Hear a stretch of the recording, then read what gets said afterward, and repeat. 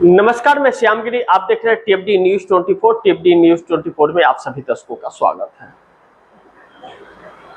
नीतीश नायडू अब लगता है मोदी सरकार को ले डूबेंगे और भारतीय जनता पार्टी वाले जो नेता हैं वह मोदी का इस्तीफा करवा करके ही दम लेंगे। यानी कि दोनों परिस्थितियों में सरकार गिरने वाली नौबत बहुत जल्द आने वाली है। राहुल गांधी एक बार फिर सच साबित होने वाले हैं, ऐसा प्रतीक हो रहा है, क्योंकि बहुत ही एक ऐसे बड़े संकट में सरकार फंस गई है कि एक को निपटती नहीं है कि दूसरे संकट में फंस जाती है। और यह सब कुछ 12 सालों का क्रियाक्रम है मोदी सरकार की। अब जिस तरह से भारतीय जनता पार्टी के नेताओं ने राहुल गांधी को फंसाने के चक्कर में और उनके ऊपर जिस तरह से बदजुबानी करने के चक्कर में मोदी सरकार को एक बड़े संकट में डाल दिया। भारतीय जनता पार्टी के कुछ बड़बोले नेताओं ने राहुल गांधी को फंसाना चाहा कि झारखंड क्यों नहीं गए, झारखंड पर जवाब क्यों नहीं। कौन समझाए उसे कि जिस दिन छात्र आंदोलन हुआ था और छात्रों पर लाठी चली थी, उसी दिन राहुल गांधी ने अपना स्टेटमेंट दे दिया था और छात्रों के साथ खड़े हो गए थे। उसके पहले भी राहुल गांधी ने छात्रों से बातचीत भी की थी।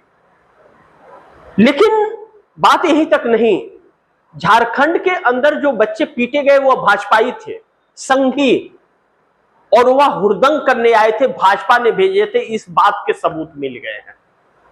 ऐसे में भारतीय जनता पार्टी पतली गली ढूंढती हुई नजर आ रही है। लेकिन राहुल गांधी ने बयान नहीं दिया कह करके नीतीश नायडू को बुरी तरह से फंसा दिया। अब कांग्रेस वाले कह रहे हैं या विपक्ष वाले कह रहे हैं कि चंद्रबाबू नायडू का क्या स्टैंड है जंतर मंतर पर छात्रों और छात्राओं के साथ में हुए बर्बरता पर। चंद्रबाबू नायडू चुप है, नीतीश कुमार भी चुप है। अब ऐसे में मोदी सरकार बहुत बुरी तरह से फंस गई और गठबंधन फंस गया।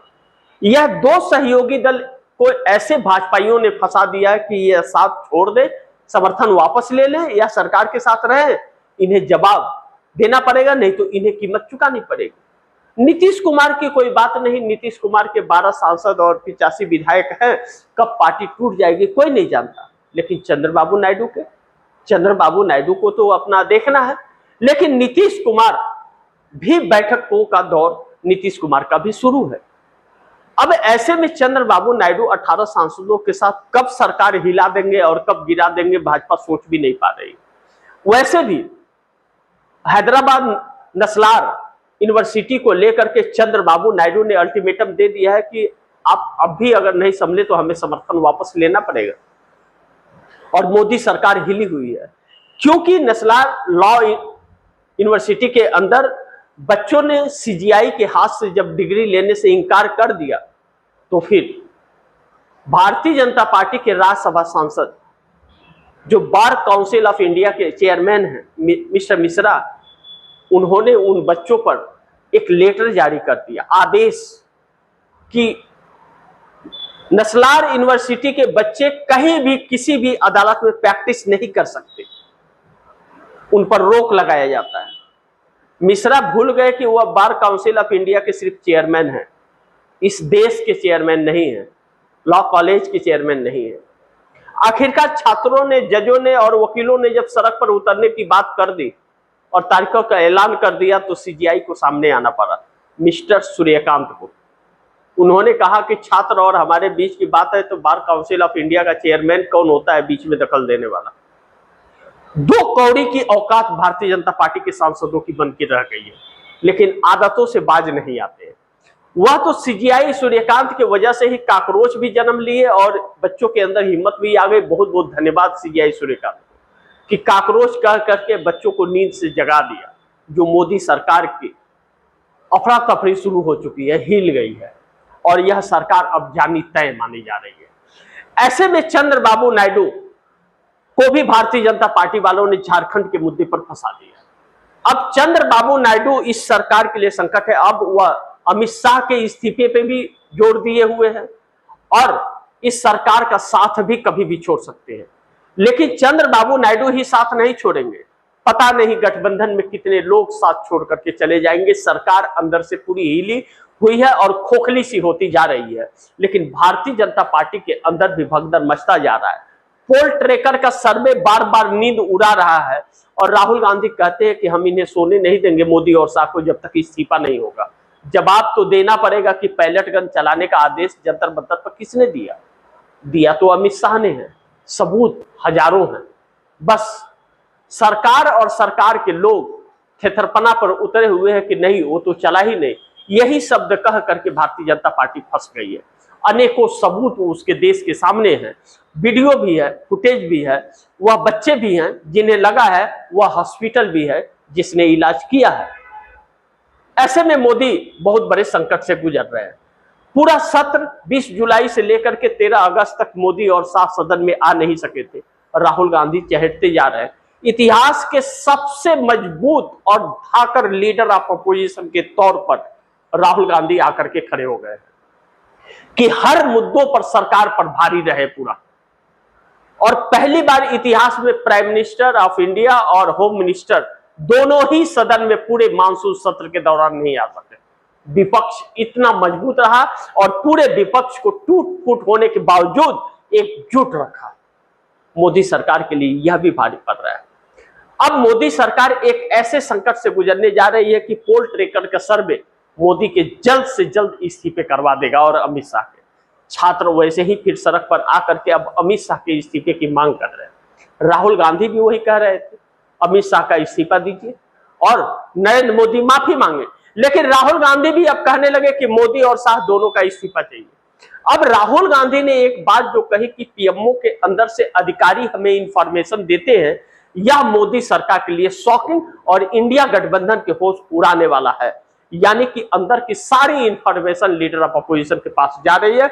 यानी कि तथ्य और सबूतों के आधार पर लीडर ऑफ अपोजिशन हमले सरकार पर कर रहा है। ऐसे में चंद्रबाबू नायडू को अब भरोसा मोदी सरकार पर नहीं रहा। अब मोदी सरकार के ऊपर और एनडीए गठबंधन के नेताओं के ऊपर अब जेनजी का भी प्रेशर एक इतना बिल्डअप हो रहा है जो सरकार को बार बार हिला रहा है। लेकिन भारतीय जनता पार्टी के कुछ वह सहनशील और अपने सम्मान के लिए जीने वाले नेता अब मोदी का साथ छोड़ते हुए नजर आ रहे हैं। तो मोदी की सरकार हिल रही है। मैं कहता था आप दर्शकों को कि सिर्फ और सिर्फ पैलेट गन का मामला नहीं है कि सदन में मोदी और शाह नहीं आ रहे हैं। वह आकर के इधर उधर घुमा करके चले जाते, थोड़ा हल्ला गुल्ला होता, बाद में सब शांत हो जाता। लेकिन अंदर कुछ बहुत बड़ा चल रहा है। अंदर यही चल रहा है कि मोदी और शाह के इस्तीफे को लेकर के आरएसएस भी और एनडीए के अंदर भी बड़ी महत्वपूर्ण है कि भारतीय जनता पार्टी की सरकार जो चल रही है, भारतीय जनता पार्टी के पास 240 सांसद हैं और बाकी सहयोगी दलों के हैं। लेकिन 272 सांसदों का समर्थन नरेंद्र मोदी के पास नहीं है। वह चेहरा नहीं दिखा पा रहे हैं। इस तरह की चर्चा भी चलने लगी है और कब यह सरकार गिरेगी कोई नहीं जानता। अगर यही छात्र फिर से एक बार सड़क पर आकर के खड़े हो गए तो मोदी सरकार की छुट्टी है। अब जब राहुल गांधी ने यह बात कही कि पीएमओ के अंदर से इंफॉर्मेशन आता है तो मोदी सरकार के अंदर हड़कंप सी परिस्थिति आ गई है कि कौन अधिकारी है और क्यों इंफॉर्मेशन दिया जा रहा है। जब अधिकारी यह कहने लगे कि सरकार बदल जानी चाहिए तो ही देश के लिए सही है, तो समझ जाइए कि इस सरकार के खिलाफ किस कदर लोग होंगे, चाहे वह अधिकारी हो और चाहे वह उनकी पार्टी के लोग हो। जब उनकी पार्टी और के लोग और उनके अधिकारी ही उनके साथ खड़े नहीं हैं तो उनके साथ उनके सहयोगी दल कितने खड़े होंगे। जबकि किसी को भी मोदी और शाह ने छोड़ा नहीं है, चाहे वह सहयोगी दल हो और चाहे वह भाजपा के लोग हो। किसी भी भाजपा नेता को मोदी सरकार ने ऊपर नहीं उठने दिया, मोदी और शाह की जोड़ी ने, और किसी सहयोगी दल को पनपने नहीं दिया। हर किसी को डरा कर धमका कर रखा। विपक्ष को तोड़ फोड़ करते रहे, लेकिन विपक्ष टूट फूट के बावजूद एक ऐसे सिचुएशन में, ऐसे पोजीशन में आकर के खड़ा हो गया, इतनी एकजुटता के साथ खड़ा हो गया कि उसे अब तोड़ पाना मोदी के बूते में दम नहीं है। ऐसे में पोल ट्रैकर का सर्वे आता है और इंडिया गठबंधन की जीत की जब बात करता है तो फिर भगदड़ सरकार में मचती है। इंडिया गठबंधन में एक खुशी की लहर आती है। इंडिया गठबंधन में मात्र 4 पार्टियां, कांग्रेस, समाजवादी पार्टी, ममता बनर्जी की टीएमसी और उद्धव ठाकरे, बाकी सब इंडिया गठबंधन से अलग थलग है। इन 4 लोगों को मिला करके जब 280 सीटें आ रही है, 280 से 300, तो सोचिए कि कैसे एनडीए गठबंधन के अंदर भगदड़ है। लेकिन जो चेहरा एनडीए गठबंधन को या भारतीय जनता पार्टी को चुनाव जिता रहा था, वही चेहरा 22% ढलान पर आ जाता है। पीएम की पहली पसंद राहुल गांधी 58% के साथ हो जाते हैं और मात्र 36% पर नरेंद्र मोदी आकर के टिक जाते हैं। और इसी तरह से घटनाक्रम अगर होते रहे और इसी तरह से बगावत होता रहा और भारतीय जनता पार्टी नेताओं का बरबोलेपन ऐसे ही रहा, तो फिर नरेंद्र मोदी कहीं ऐसा ना हो कि 36 से 22 और 26 पर आकर के अटक जाए, फिर भारतीय जनता पार्टी की जमानतें जब्त हो जाएगी। आरएसएस के लिए बहुत बड़ा संकट खड़ा हो जाएगा, इसलिए आरएसएस अब यह रिस्क नहीं ले सकता। कहा जा रहा है कि बहुत जल्द मोदी और शाह की छुट्टी आरएसएस कर देगा। बस बातचीत एनडीए गठबंधन के नेताओं से हो रही है। कौन नेता आरएसएस के साथ रहेगा, कौन नहीं रहेगा, यह बात की बात है। लेकिन लगता है चंद्रबाबू नायडू किसी बड़ी खेल की तैयारी में है। चंद्रबाबू नायडू को देवी गौड़ा और इंद्र कुमार गुजराल, चंद्रशेखर वाली बात याद आ रही होगी। वक्त है, प्राइम मिनिस्टर भी बन सकते हैं और हो सकता है कि कुछ दिनों के प्रधानमंत्री चंद्रबाबू नायडू भी बन सकते हैं, नीतीश भी बन सकते हैं, कुछ भी हो सकता है।